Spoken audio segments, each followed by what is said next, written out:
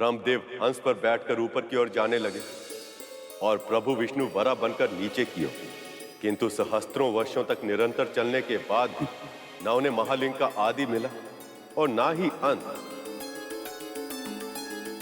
तब वो थक हार कर वापस लौटने लगे। वे दोनों ही शर्त हार गए थे, परंतु ब्रह्मदेव और प्रभु विष्णु जब महादेव के पास पहुंचे तो ब्रह्मदेव ने महादेव से झूठ कह दिया।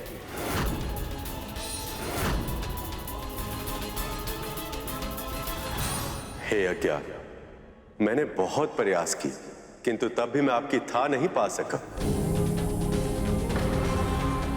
इसलिए मैं अपनी पराजय स्वीकार करता हूं। मैं सर्वश्रेष्ठ नहीं हूं।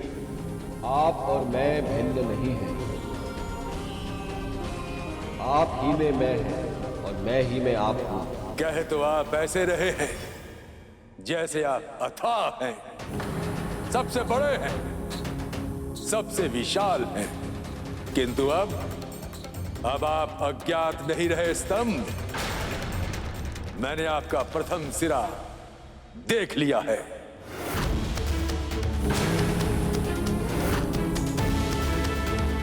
यह सत्य नहीं हो सकता। जानता था मैं कि आप मेरी महानता स्वीकार नहीं कर पाएंगे, इसलिए मैं अपने साथ साक्षी लेकर आया। केतकी,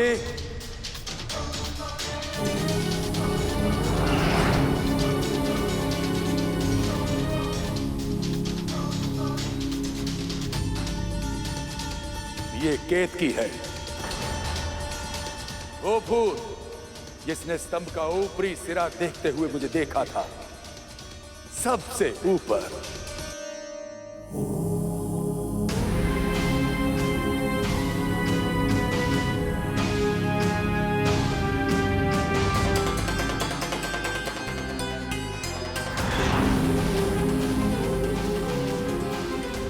इस स्तंभ का सिरा तो समझ ही नहीं आ रहा, किंतु यदि मैं हार गया, मेरा तो वर्चस्व भी समाप्त हो जाएगा। मुझे ही कोई युक्ति लगानी होगी जिससे यह प्रमाणित हो सके कि मैंने स्तंभ का सिरा ढूंढ लिया। केतकी,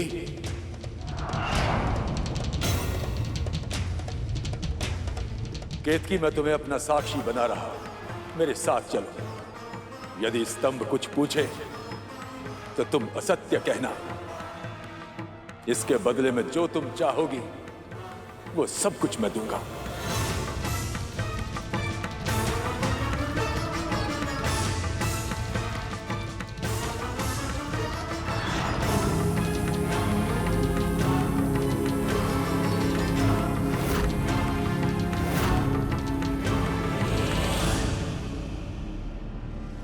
ये कैसे संभव? नारायण ने सत्य कहा, इसलिए ये सर्वत्र पूजे जाएंगे।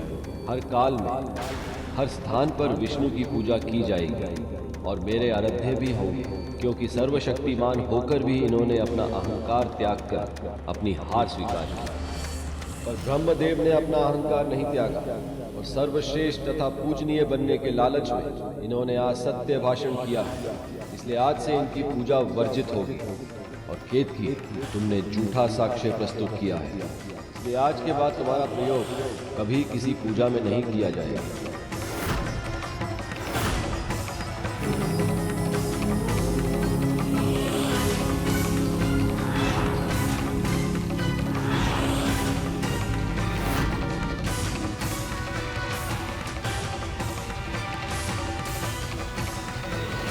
प्रभु, आप कौन हैं? सबसे बड़ा हूं मैं, केवल मैं, क्योंकि मेरा ना आदि है ना अंत। मैं हूं महाशिव।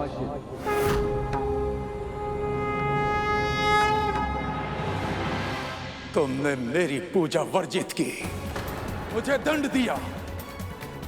ये अधिकार तुमको किसने दिया स्तंभ? स्वयं को बड़ा कहते हो। सबसे बड़े असत्यवादी तो तुम स्वयं हो, क्योंकि सबसे श्रेष्ठ मैं हूं। मैं हूं सबसे बड़ा, पर ब्रह्म हूं मैं। 5 शीश है मेरे। तुम्हारे कितने? बोलो, कौन हो तुम? अपना सगुण स्वरूप प्रकट करो।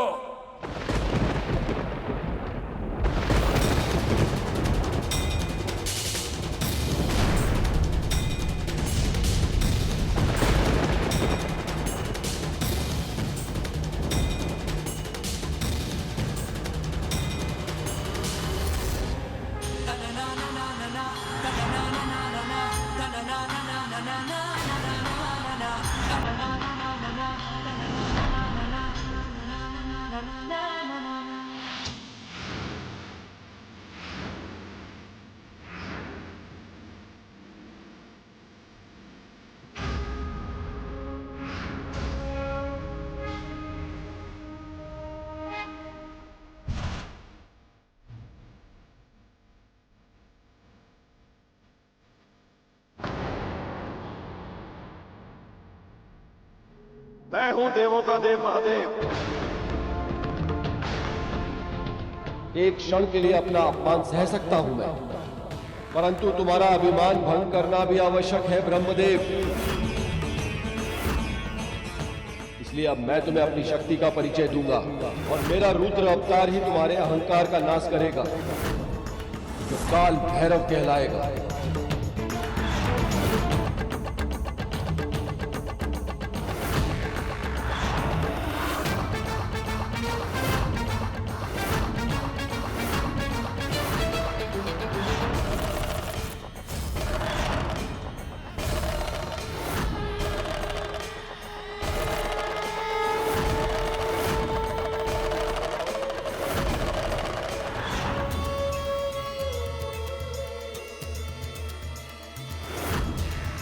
मैं हूं काल भैरव।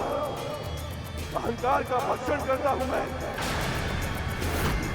वही अहंकार जो तुम्हारे भीतर प्रचुर मात्रा में भरा है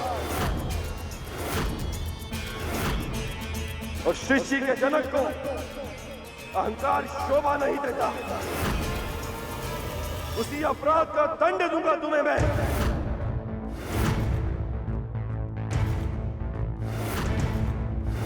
माया के वश में जब घमंड ब्रह्मा जी पे छाया था, स्वयं को श्रेष्ठ मान क्रोध शिव जी को दिलाया था। तब काल के समान रूप काल भैरव का लिया और काट के सर 5 ब्रह्मा जी का पृथक किया।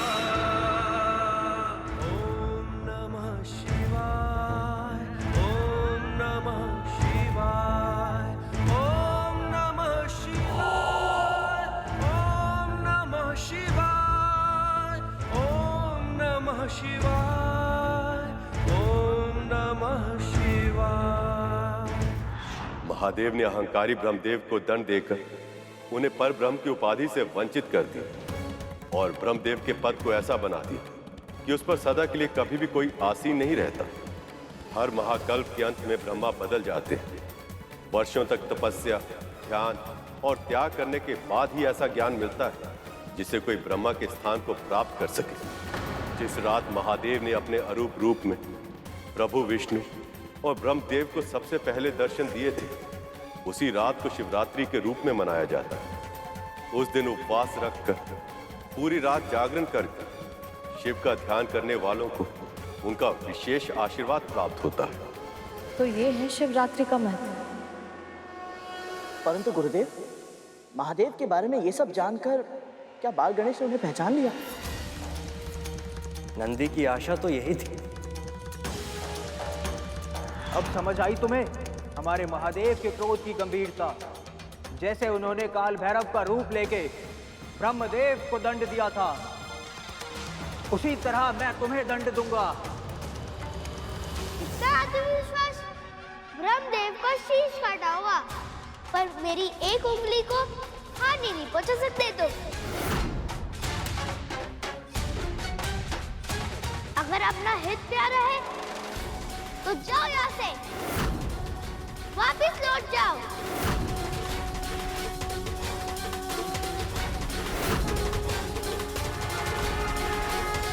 प्रभु, कल्पना करना भी कठिन है कि कोई बालक इतना मनमोहक हो सकता है। सखी के शक्ति से जन्म लिया है उसने। जितना रूपवान है उतना ही नटखट भी है। ऐसा कि जिसे एक बार देखते ही मन में स्नेह की धारा सहज ही फूट जाए। प्रभु, आप जानते हैं अपने माँ के लिए उसकी एकनिष्ठ भक्ति अतुलनीय है। कैलाश में अब कोई ऐसा होगा जो सखी की बातों को बिना कहे ही समझ जाए। कोई ऐसा जो महादेव से अधिक सखी की आज्ञा का पालन करे। देवी, कौन किसकी आज्ञा कितनी अधिक मानता है, ये किसी प्रतियोगिता का विषय नहीं हो सकता। इससे किसी का हित नहीं होगा। पर यदि इस बालक ने अपना हट नहीं छोड़ा तो ना जाने किस समस्या को आमंत्रित कर लेगा। जो भगवान के सामने होकर उनकी महानता का वर्णन सुनने पर उन्हें पहचानने के लिए तैयार ना हो, उसका कल्याण संभव नहीं। उस बालक के कड़वे वचनों और अभिमान भरे व्यवहार से सभी गणों को भीषण क्रोध आ रहा था।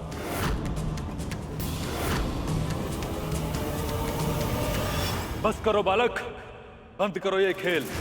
तुमने ना केवल नंदी जी का अपमान किया है, बल्कि स्वयं महादेव का अपमान किया है तुमने। महादेव तो जगत के पिता है। वो किसी के भी पिता हो, उससे मुझे क्या। मैं उनके लिए ही नहीं, सारे जगत के लिए अपना वचन नहीं तोड़ूंगा।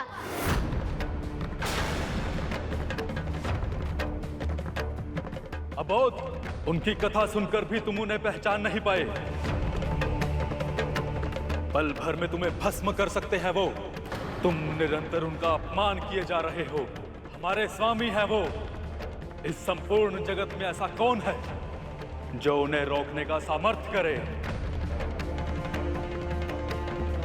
अब तक हम तुम्हें बालक मानकर क्षमा कर रहे थे, पर अब बस।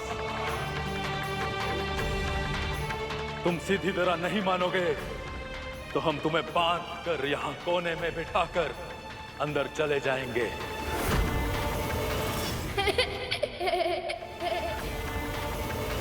ओहो, कितना बोलते हो तुम सब। साहस है तो करके दिखाओ।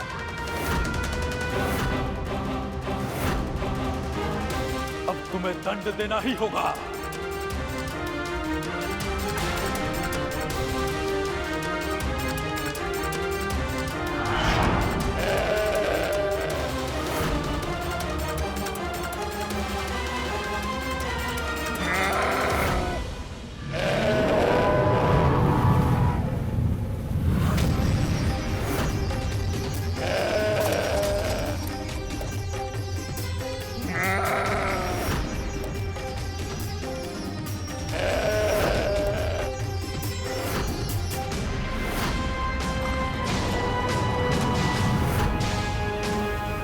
सामने से हट जाओ बालक।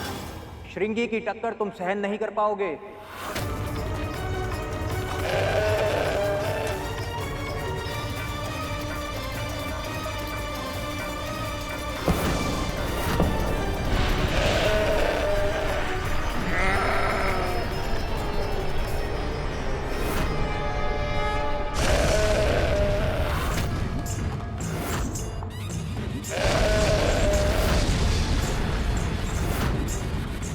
ये कैसे संभव है?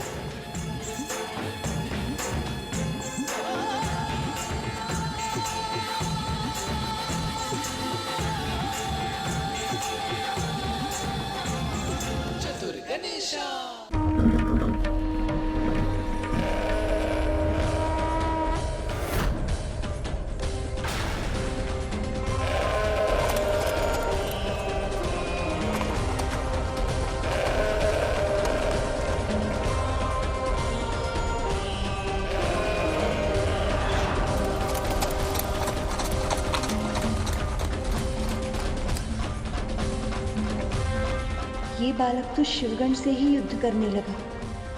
कहीं इसके क्रोध से महादेव क्रोधित होकर अपनी तीसरी आंख न खोल दे।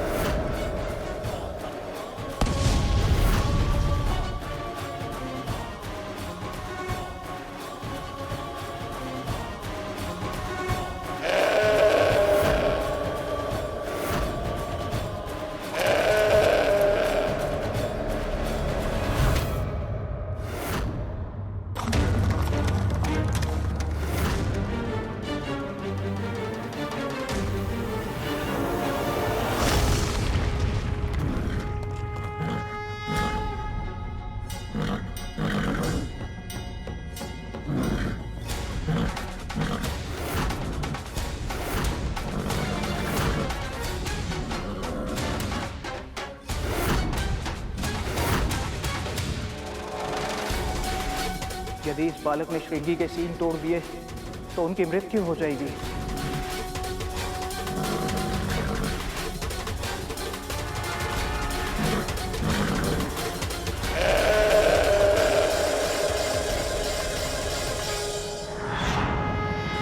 हे नारायण, फिर क्या हुआ गुरुदेव? बालक के कारण श्रृंगी के साथ इतना बड़ा अनर्थ हुआ, तो फिर महादेव ने क्या किया?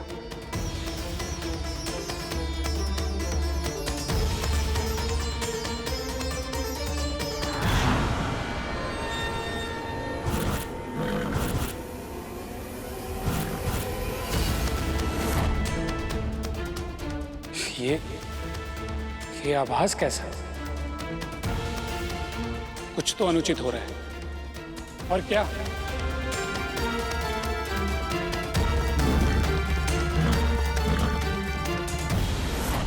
श्रृंगी एक बालक के साथ जूझ रहा है।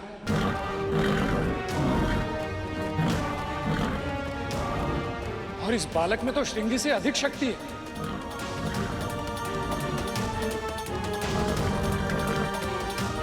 मां पार्वती और महादेव दोनों ही समाधि में। ऐसे में कौन रोक सकता है इस बालक को? इसका तो एक ही है कि कुछ बहुत बड़ा अनर्थ होने वाला है। किसी को तो रोकना होगा इसे। नारायण नारायण नारायण नारायण। प्रभु, इस समस्या का समाधान आपको करना ही होगा, इससे पहले कि कोई अनर्थ हो जाए। आपके कहने का तात्पर्य क्या है देव ऋषि?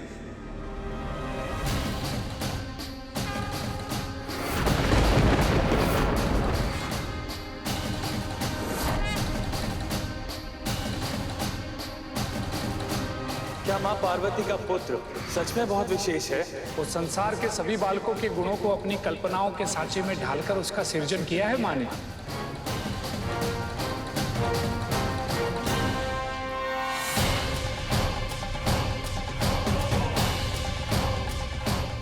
श्रृंगी के प्राण उसके सींगों में होते हैं। अगर बालक ने बलपूर्वक उसके सींग को उखाड़ फेंका तो उसके प्राण चले जाएंगे, और यदि उसके प्राण चले गए तो न जाने महादेव क्रोध में आकर क्या करेंगे इस बालक का।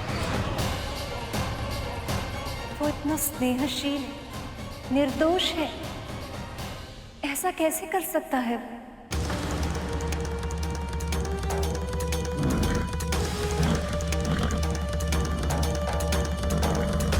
बस, अब बहुत उद्दंडता कर चुके तुम। मैं तुम्हें चेतावनी देता हूं बालक, इसे क्षण श्रृंगी को छोड़ दो।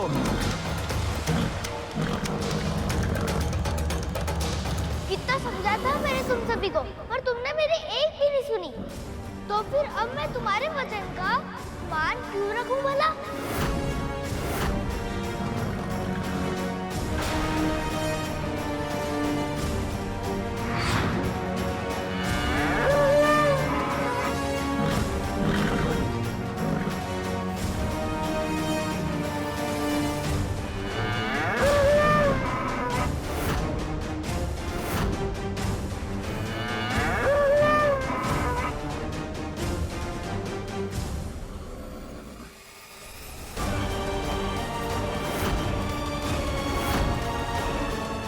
से एक साथ कैसे रहूंगा मैं?